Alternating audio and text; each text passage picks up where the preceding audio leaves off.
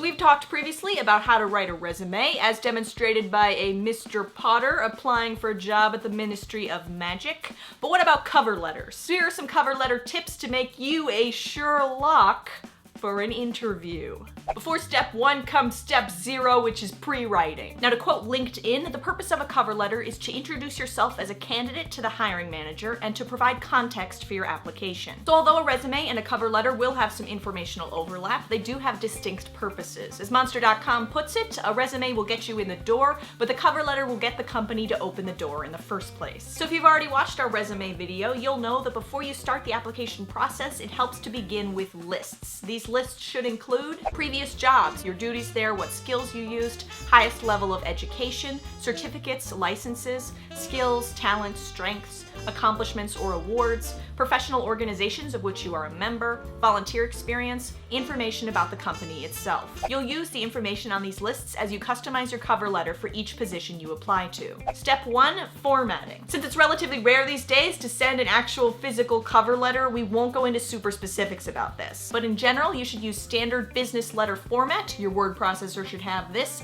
and make sure you use a clear, readable font such as Times New Roman. One common mistake people make when they email cover letters is that they attach the cover letter as a separate document. Instead, it's better to simply paste it in the body of the email. That makes your cover letter that much more likely to be read. Having said that, always follow the specific guidelines for how each company wants to be contacted. It's true that some positions, such as creative jobs, have a little more leeway in how staid the cover letter should be. But in our opinion, especially if you don't know the hiring manager, it's better to err on the side of cautious professionalism. Step 2, if this is an email, be sure to mention the job position in the subject line. Step 3, addressing the addressee. If at all possible, avoid the dreaded dear sir / madam / whoever, and instead directly address the person who's doing the hiring. If this person's name isn't included in a listing, it's worth calling or emailing the company to find out. Be sure to use appropriate titles such as Mr. or Ms. In the first paragraph, state the purpose of the letter and mention if you've been referred by any mutual acquaintances. So for instance, Dear Mr. Holmes, I'm writing to express my interest in the position of protege. Our mutual acquaintance, Dr. Watson, alerted me to the position, and he and I feel I would be a strong candidate. He/she, we're talking about Joan Watson,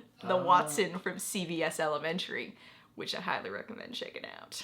She's so cool. If you don't have a personal referral, you can instead mention where you saw the listing. Step 5, the next paragraph should be about you. One common mistake that people make is using the cover letter to reiterate their resume. Highlight and expand on a few key aspects of your resume that specifically meet up with the qualifications stated in the job listing. There are a number of different ways to go about this stylistically, but you should always refer to the requirements and duties of the job listing as your guide. So if the job listing says they're looking for a type of person with a certain type of experience, you could say, as a person with that type of experience, I will bring a great deal of that type of experience to this job. We recommend keeping this to one paragraph, so make every word count. Choose your examples for maximum impact. Step 6, the next paragraph is all about them. It's worth demonstrating your knowledge of the company. What are its goals, new strategies, or products? By saying how your contributions in the listed position will help the company as a whole, it can show that you're willing to go the extra mile and can help you stand out from the crowd. Complete the statement, I like your company because. Compliment the organization on what they've done right and what you admire about them. This will show that you've taken the time to get to know the company in detail. Step 7, conclusion. In the last paragraph, be sure to thank them for their time and consideration. Also, keep yourself in a proactive position by saying that you'll follow up on the phone in a week or so, and then actually do that. You can also include,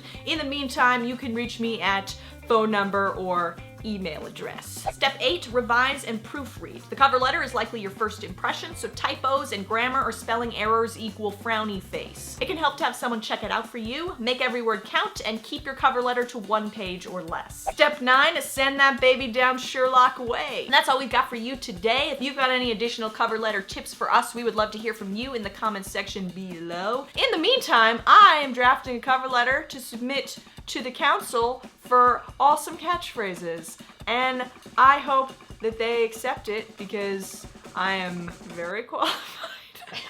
I got